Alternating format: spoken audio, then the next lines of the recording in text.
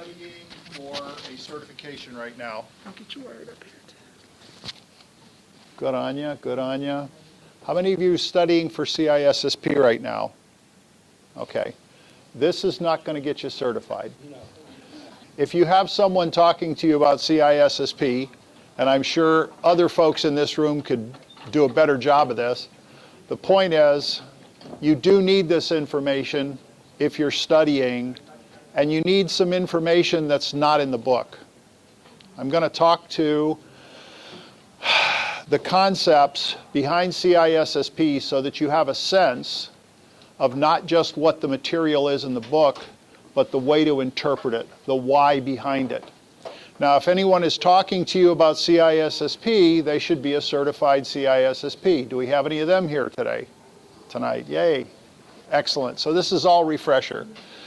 By way of introduction, if someone talks about CISSP, they should be certified. I happen to have a couple of master's degrees. I have actually taught at Harvard, but I took 37 extension courses from the Harvard Extension School. I have current certifications with those things, and I have deprecated certifications, and including others. So the bottom line is, I spent a whole lifetime getting smart. I'm currently the Chief Security Officer for a global healthcare startup called More Health. I'm also the founder of Tim Hoffman Associates, thasecurity.com. None of the information here is proprietary. It comes out of Adam Gordon's book. It's designed to give everybody the basic first chapter. Why the first chapter, first of all? Why would we talk about the first domain? It's weighted the heaviest. Thank you. Thank you very much. The first domain talks to enterprise, it talks to big picture, it talks to the executives. It bounces around a lot between risk assessment and information security. It bounces back and forth with formulas that you have to memorize. Yes, you have to memorize them. There are a number of references in the first domain that are listed on the pages, and if you read the book, they don't tell you, go read this other reference, but if you fail to read that other reference, you will not pass the exam. CISSP is not trivial. It's hundreds and hundreds of dollars, lots of hours, and I mean struggling to memorize facts and figures and formulas. So let's jump into it. I'm not going to spend a lot of time on the slides. I don't want you to think that the slides are that important. What's important is the why. A lot of folks in the security field, particularly chief security officers, and I've been in a Fortune 300, oh yes, and oh, by the way, answering to the vice presidents, why doesn't this do this, is an absolute critical thing to be able to answer. What do we address? We talk about security and risk management. What the heck is risk management? How many of you, when you cross the street, look both ways? Got a couple people raise their hands. Some people didn't bother. Okay, I got it. Yeah, you're risky. I don't want to walk across the street with you. Bottom line, you start with laws, regulations. And the problem with that is that as we start at that higher level, what happens is we become king and queen of no. The law says you can't do that. I need to say this, and it needs to be on the tape. Bullshit. I'm calling bullshit. I'm throwing a BS card, and if I've offended you, you need to be in the real world. Because if I am the patient that is hooked up to that computer, and a doctor is using that computer to monitor my vitals, and that computer has a virus on it, that better not go down if my life will be affected adversely. Human life comes first. So the first key to the test on CISSP is if you are asked a question about human life, that comes first. Money comes after that, okay? We're going to talk about laws, frameworks, policies, concepts, principles, structures, and standards. Okay, I read it to you. Big deal. What does that mean? That means that every business starts with laws. But when you talk about a small business, the mom and pop, they don't have the time to read all the laws, do they? So when we talk about this stuff, CISSP is a management level certification. It carries gravity. you must start to understand those laws. You must start to understand those regulations. You must start to actually inquire as to why is this the way it is. You have to ask the whys. Governance, risk, and compliance. And I will say this out loud, compliance is a very low bar. I retired from the University of California at San Francisco. We made doctors. I was on the Center for Digital Health Innovation. I was the lead security engineer for 6 years. Bottom line, human life comes first, laws and all that come second. We're going to have to understand confidentiality, integrity, and availability, and I know you guys are going to throw a book at me pretty quick because that's pretty basic, and folks that don't understand that really struggle. These principles are not easy. Compliance is the lowest bar. Basically, the objectives are to understand all of these things. Why business continuity? Who cares? If your business can't keep going, you can't keep making money, your paycheck will be adversely affected. Trust me on this. Threat modeling, not so much. Security education, training, and awareness, big deal. Security awareness is a very big deal. You're getting a double dose of security when you come to one of these sessions. How many users actually hear the same stuff? How many people who actually put their hands on keyboards? Let me ask you a question. This is a silly question. How many of you have ever been in an airplane? Yeah? Did the pilot have a license? You better hope to hell he or she did. Okay? How many of you have ever gotten in a car where somebody was driving a car? Yeah. How many times have we heard about an unlicensed driver of a car? It happens. Does it happen every couple of minutes? I hope the hell not. I have to drive home tonight. CISSP, voice and roles. The concept is you're going to be dealing with executives. You're going to be dealing with the C-level. You're going to be talking to the enterprise. As a result, you have some C-level people who are kind of important, directors, managers, supervisors. To be in those roles, you have to have gravity. You can't play a game. You can't ghost. You can't go home when you're not happy. So what does CISSP say? You have to have 5 years of experience. Oh, really? I don't have 5 years of experience. Well, yeah, if you think about it, most of the folks in this room have quite a bit of experience. There's a little bit of gray hair here, right, Jerry? Did I say that out loud? You're a security architect, plans and designs. Any ISSEPs in here? Thank you, thank you, thank you. Awesome, we should talk. We also teach ISSEP on the gray market. Security professionals, managerial oversight, security practitioner. What's the difference between a professional and a practitioner? I want you to think about that a little bit because, oh, by the way, the people at the top think a lot about that stuff. About that many seconds. Practitioner, oh, that's the person that puts their hands on the operational stuff. Is that person important? You better damn well believe that person's important. Oh boy. Get bad information and you push it up the chain, some heads are going to roll. All right, why is there so much attention to risk management frameworks? Why? Because we've done a sloppy job in the past. You know, when you point a finger at somebody, you got 3 fingers pointing back at you? Yeah.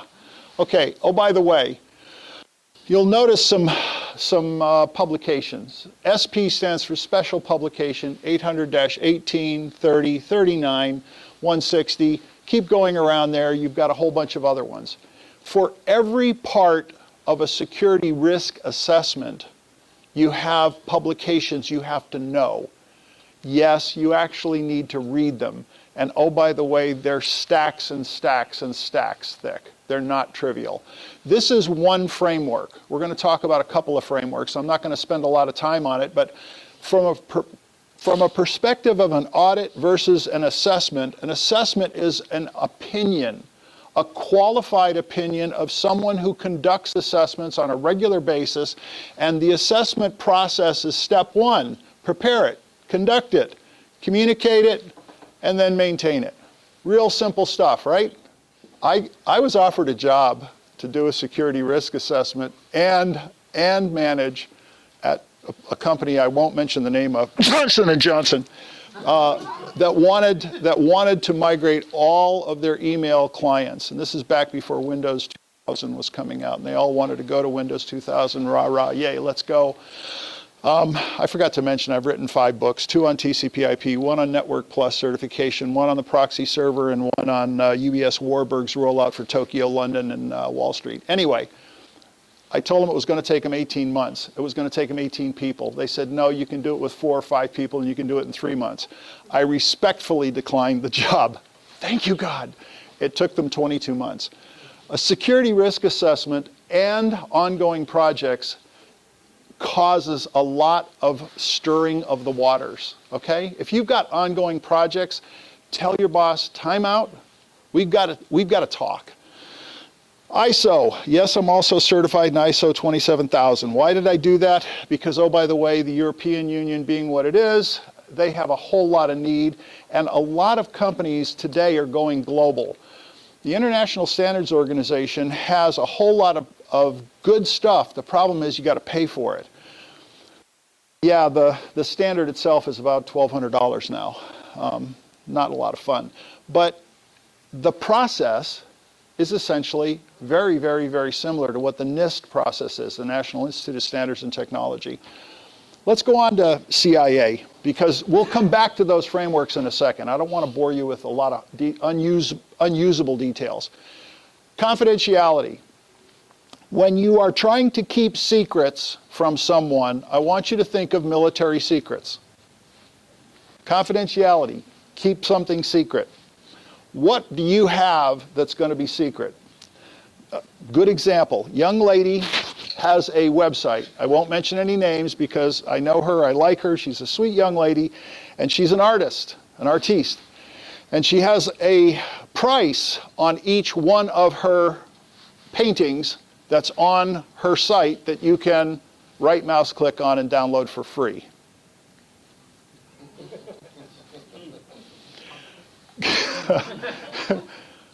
Confidentiality means more than just keeping it secret. It means keeping information away from someone that shouldn't have the information so they can't misuse it. But think about the Army. Go Navy. Think about the Air Force. I'm retired Navy. I retired in 1990. I was in the cryptologic community for 22 years. Breaking codes, making codes, electronic countermeasures, electronic countermeasures, director of threat at the NSA for 2 years. Confidentiality, keeping information private. Integrity, the second part of the triad, this is called a triad. Integrity is essentially when you put $10 in your bank, how much do you want to have show up? You can go ahead and tell me you would love to have $100 show up. I totally get where you're going with the thought process. If you had $100 show up, you would no longer trust your bank. So, oh, by the way, if $10 doesn't show up, when you put $10 in, you don't want to go to that bank, trust me. And check out what Bitcoins are worth right about now. They're coming back, right? Anyway, availability. When your ATM is functional in the middle of the night and you stick your card in and it eats your card, never had that happen, have you? That's not fun. You want your information available when it's supposed to be available, at the moment you need it. And if you are in a war and someone's going to die, you better believe that's really important. And yes, I have taught this class in a war zone when they were firing bullets at me. So confidentiality. You have to have some concept of data classification. You have to understand what the information means. You have to understand what the value of the information is. You have to ensure a necessary level of secrecy, and we'll talk later on about what's called least privilege. We'll talk about need to know. Those are concepts that have to be memorized. Some sample controls are in there, and some common attacks are in there. Integrity, ensure the information is not modified. $10 in, $10 in the bank. Intentional, unauthorized, or accidental changes. Sir, you walk in back of a server rack, you kick a power cable. That's never happened to anyone here, I'm sure, but it happens once in a while. Power goes out, you lose your data.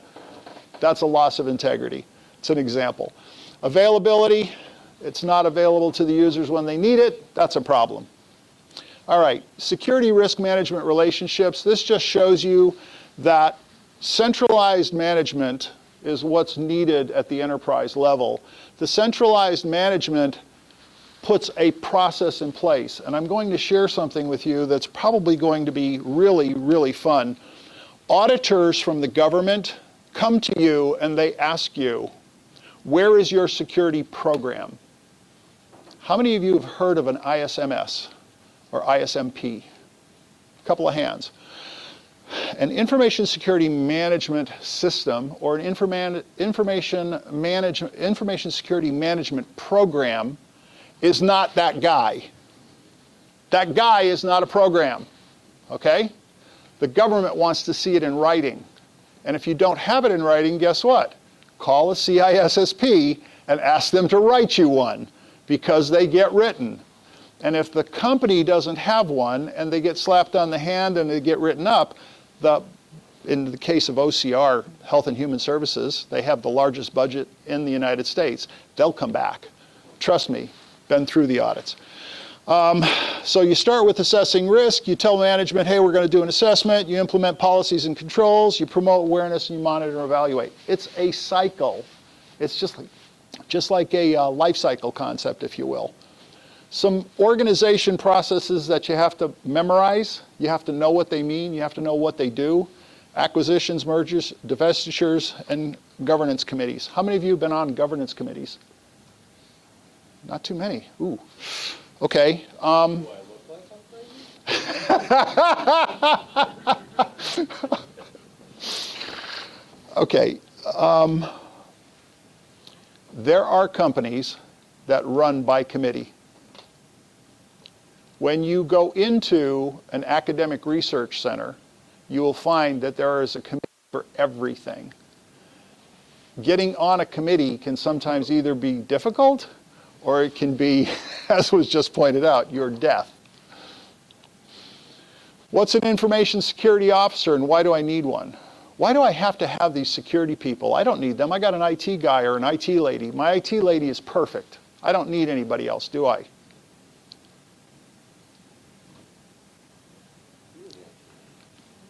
Most of you, if you're in IT security, you came through IT to get here. Most of you, not everybody. Somebody actually was intentional about coming to security as a starting point. Wow. End users are oftentimes spoken down to, but oh, by the way, they have a role, and their role is one of the most important in the entire organization. And if you treat them like crap, guess what?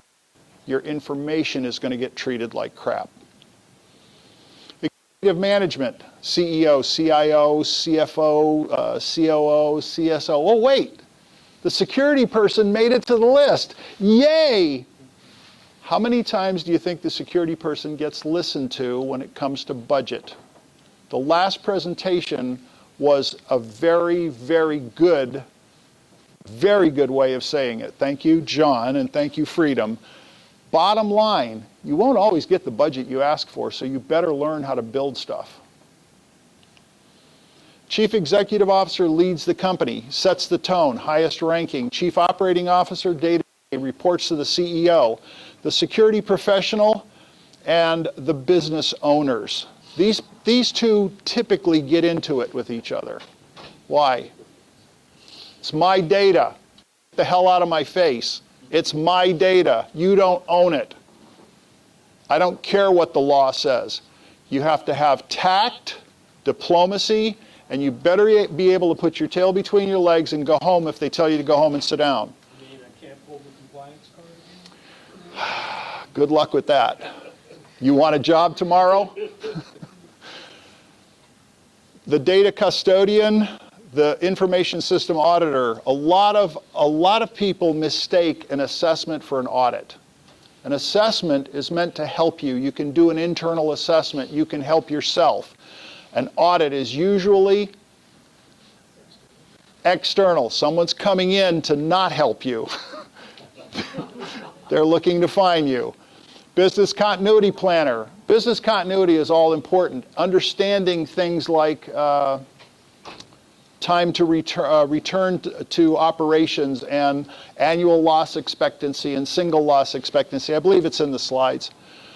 Security administrators, the individuals have been authorized for access by the application systems and data owners and network and systems administrators.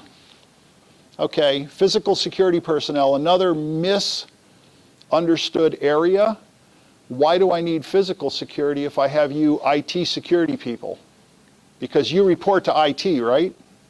In a lot of companies, security does report to IT, and that's a sad fact of life because it's kind of like the fox and the chickens, right? Another thing that is oftentimes missed, the first person that greets the visitors, that signs the packages, that person has to have a hell of a lot of knowledge of security. You really need to stop and take time to educate that person. Now, moving on to controls. What's a control? It's on the slide, but what is it really? Safeguard. A tool to help manage risks. Depending on a customer, an absolute requirement. Wow. It really is. I mean, from a NIST standpoint, it is a security requirement with organizational defined values that let you tailor it to the needs of your organization. Yeah, values. I'm trying to get to that. I'm trying to go that. I'm trying to get to that place where we stop using hard words and we talk about like a yardstick. So what's a control? If you're going to measure security, you're going to take a yardstick. That yardstick has little tick marks on it. There's your controls. You've got stuff. Now, those tick marks that are on that yardstick, very simple concept. Those things are really complicated. They might have 4 and 5 levels deep of information that you have to search out. And you have to negotiate with the business when you're trying to put your risk assessment together. You might have to negotiate with the business and look at what are they trying to accomplish as a business so that you don't laden them with 200 controls, so that you don't give them 200 controls and say, here, you have to meet all of this. When in fact, they might be tone deaf to certain controls, or they might be saying, I'm going to override that. Anyway, control frameworks, NIST, ISO, you'll see other control frameworks out there. Then you have to start memorizing terms. And there's pages and pages and pages of terms, like due care and due diligence. These are legal terms. Lawyers use them all the time. Governance, risk, and compliance, like a triad. 3 different places. Governance comes out of the people who manage stuff. Compliance basically says you're meeting the law. I have a question for you. Do you really only want to meet the law? I want you to think about this for a second. There's been a number of breaches, and thanks to the gentleman that, Eric was it, that read all the issues off. How many of you have ever been a patient in a healthcare facility? Have you ever been born? Did you know that your records when you were born were kept until you got to be 18 plus 6 years? Oh, so those of you with the gray hair don't have to worry about that anymore.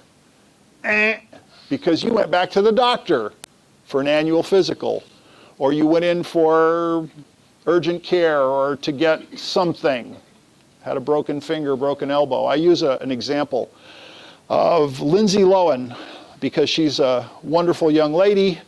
She decided to go have a few drinks, some alcoholic beverage, some fun juice, and she got plastered. Now, this didn't really happen. This is fictitious, but I think you can imagine the story.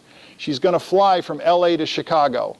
So what does she do? She goes to walk up the stairs, but she falls backwards and breaks her elbow. So she's taken to the UCLA Medical Center where they're under government supervision and they're paying for the government auditors to sit side by side the security people. Every single security person has another security person sitting by them asking them what they're doing. Ooh, that's fun. Anyway, Lindsay's all patched up. She's got her happy pills, and she gets on the airplane. And she likes alcohol, so she has another couple drinks. Gets to Chicago and falls out of the plane and breaks her other elbow. Whoa. Okay. So they quickly take her to the University of Chicago's medical center.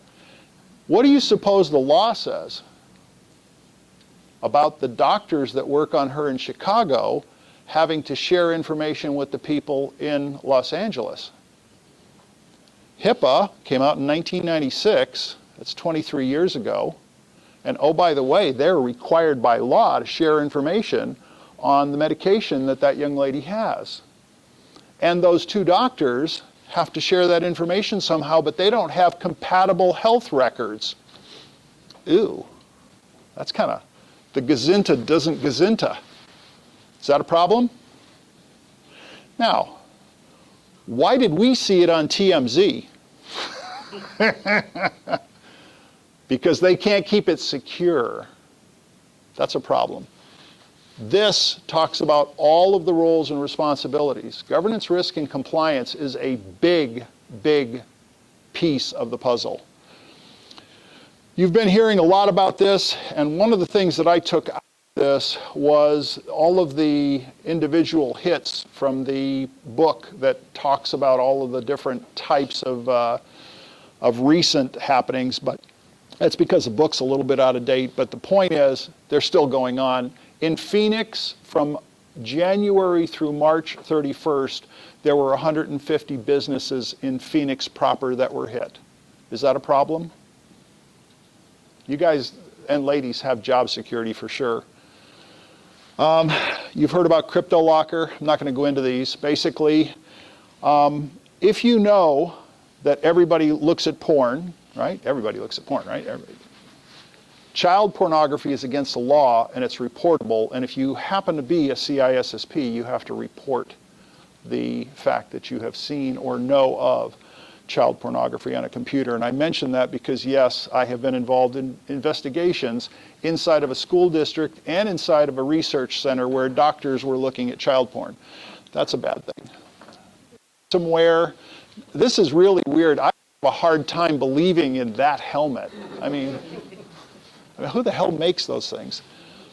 Fake or rogue antivirus. This comes up almost every single week. Somebody's got Facebook, PayPal, your bank, whatever.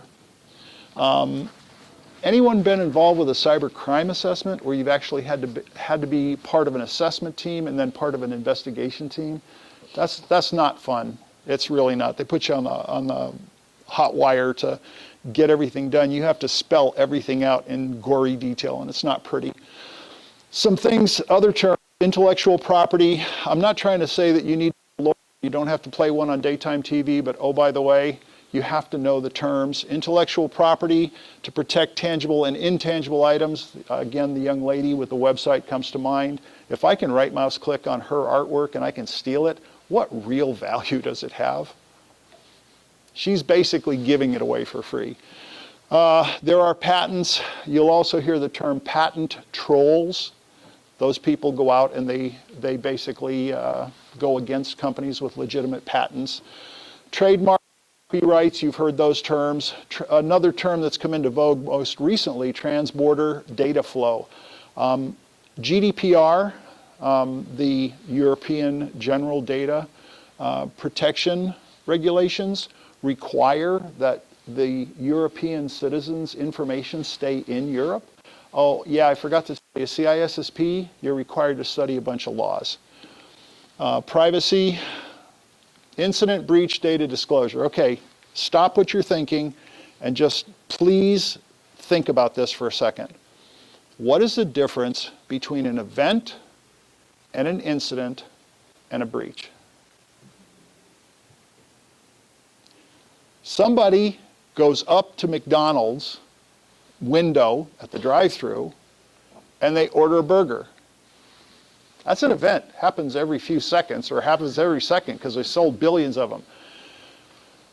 If you are a security professional and you start telling your executives that there's bad security stuff going on, the way we talk about it in a collective group like this, they will freak out.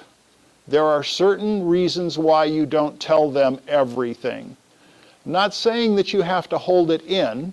I'm saying talk with security friends about things and get a sense of what your business is tuned to. Your business likely does not need more fear, uncertainty, and doubt, as John pointed out. You don't need a bunch of that. We need very calm, cool, collected, and conscientious security professionals. An incident, when there's some kind of harm that happens, you've had an incident. If that information is out to the public, you've had a breach. Now, here's the problem. When you have a credit card loss, you go to your bank or credit union, you get a new credit card like that. You say, hey, I want a new one with a chip in it even. No problemo. You break your elbow, guess what? If your medical center has a breach and your information, your insurance information with your medical record is out in the public, guess what? Somebody can go to Ukraine, go to Romania, go to China, go to Russia, go to Kosovo, Lithuania, and they can be you. What does that do to your insurance company? Number one, it invokes the insurance fraud people, but with so many people traveling, guess what happens?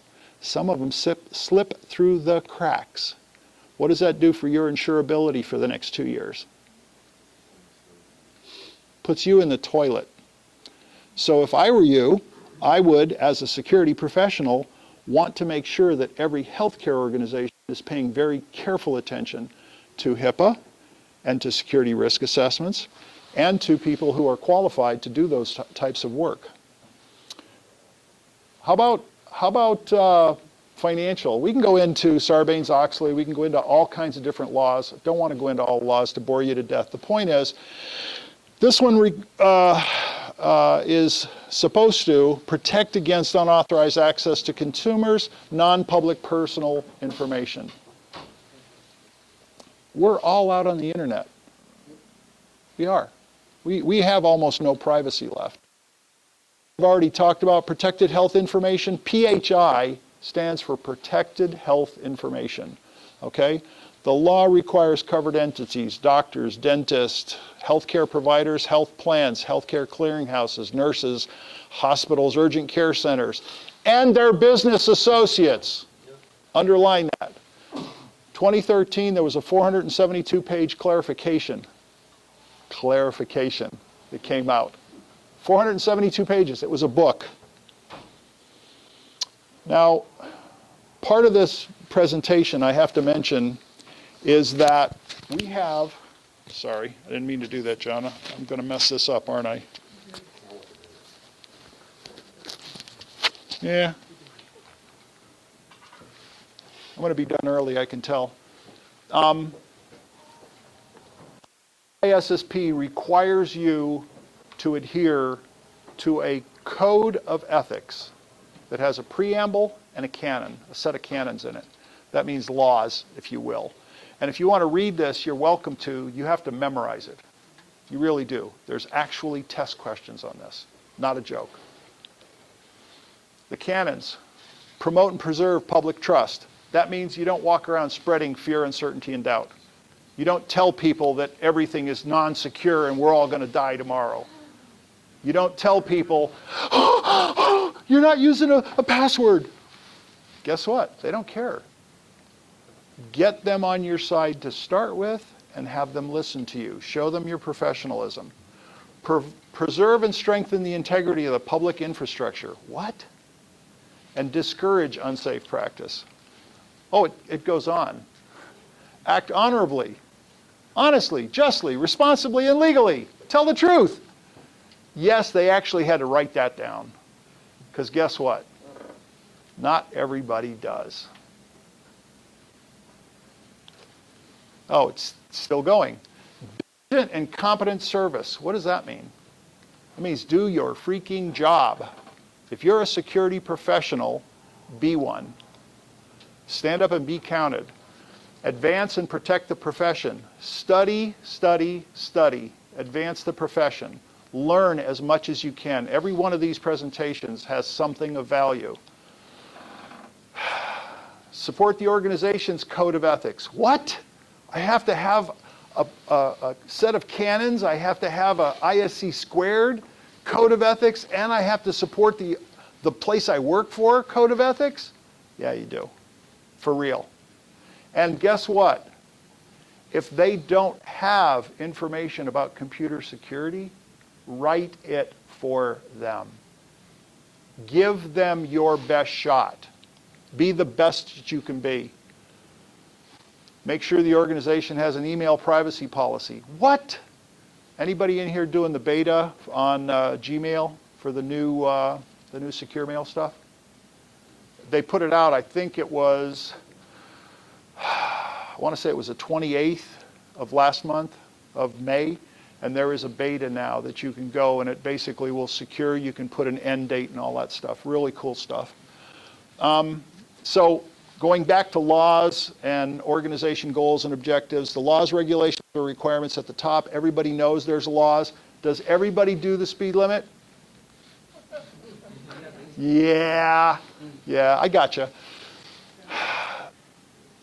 The management security statement is something that a professional needs to help every organization with. If you're in an organization and they don't have an ISMS or an ISMP, if they don't have an employee handbook that says you should be secure, help them with it. Functional implementing policies, there's a security directive that should be followed, and it should be followed across the board. You should know your standards, procedures, baselines, and guidelines, know what they are, and know how to implement them. Business continuity planning, disaster recovery planning, different things, but they actually mean something very similar, and people get them intertwined. You must memorize what they are. Business impact analysis, something people rarely do, but is required in most cases. Maximum tolerable downtime. Here's a good one. I did a LAN audit, and I asked the executives, how long can you be down for at a specific company? I won't mention the name because they're not around anymore. Anyway, the point was made, I can't be down at all. How much does that cost? Your power is twofold. Your power when you're working with executives is the cost, and show them the dollars for real. Do your homework. Show them the money. Number two, make recommendations. Don't tell them the sky is falling. When they say, I cannot be down at all, show them why that's really expensive, because you have to have a system that completely goes online at the exact same time, which is really hard and complicated and yada yada.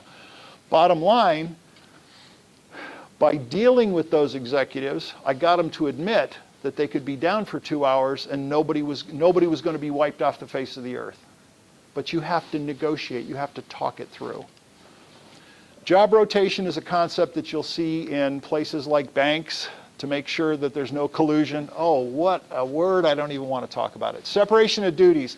I used to have a picture of Hillary Clinton in the slides. Sorry, I couldn't. And there was a black cat, and there was a BlackBerry.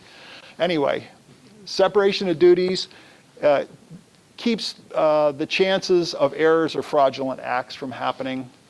Least privilege. I said we'd come back to this. Should every security person have administrative privilege on every single system in the company? Absolutely. Why not? Come on. You don't belong in here. These are security people. We have to have total control. Separation of duties keeps me out of trouble. Keeps all of us out of trouble. Need to know is a big deal. Yep. And I'll be honest with you, I have seen a whole lot of good stuff. That doesn't mean I can't request audit proof. You can request what you want. What you're going to get is going to be something different maybe. The thing is, keep it to a minimum number of authorized tasks per person so that you don't have people who can take all the systems down. If one person can screw up, it would be me, and I guarantee you if I have access to everything, everything will go down. We're one PowerShell script.